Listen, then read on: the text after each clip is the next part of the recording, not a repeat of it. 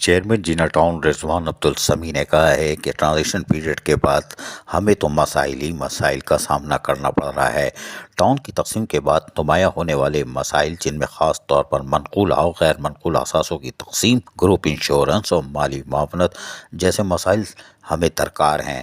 ان خیالات کا اظہار چیئرمین جینا ٹاؤن رضوان عبدالسمیع نے جینا ٹاؤن کے دفتر میں آئے ہوئے ریجنل ڈائریکٹر لوکل گورنمنٹ علی انور رخ کی ملاقات کے دوران کہی۔ ملاقات کے دوران یقینی طور پر چیئرمین جینا ٹاؤن رضوان عبدالسمیع نے ریجنل ڈائریکٹر علی انور رخ کو جینا ٹاؤن میں مختلف نوعیت کے درپیش مسائل سے کھل کر آگاہ کیا۔ اس موقع پر chairman Gulshan Iqbal town doctor Fawad, municipal commissioner Jinnah town Elahi Bakhsh اور اس کے ساتھ ساتھ دیگر افسران بھی موجود تھے۔ چیئرمین جینا ٹاؤن رضوان عبدالسمیع نے ان کے دفتر میں جہاں ریجنل ڈائریکٹر علی انور سے ملاقات کی تھی، اس موقع پر چیئرمین جینا ٹاؤن رضوان عبدالسمیع نے ریجنل ڈائریکٹر غیر فعال اور سابقہ بلدیہ شرقی کی مختلف ٹاؤنز میں تقسیم کے بعد نمایاں ہونے والے مسائل، جن میں خاص طور پر منقولہ و غیر منقولہ اثاثوں کی تقسیم، گروپ انشورنس، مالی معاونت جیسے مسائل پر تفصیلی تبادلہ خیال کیا۔ چیئرمین جینا ٹاؤن رضوان عبدالسمیع نے ریجنل ڈائریکٹر لوکل گورنمنٹ علی انور رخ کو آگاہ کیا کہ 2019 اور 20 میں کورونا کے دوران جمشید اور پی آئی بی کالونی کے ہیلتھ افسرز جو کہ ٹی ایم سی کے اثاثے ہیں،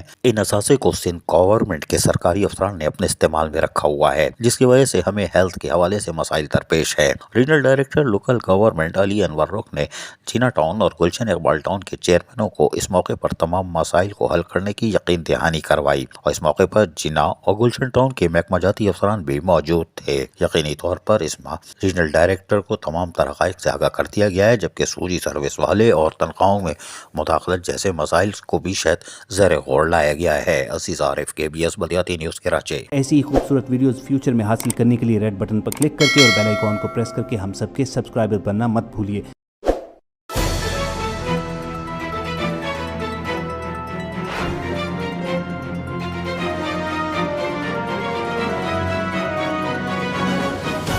KBS بلدیاتی نیوز۔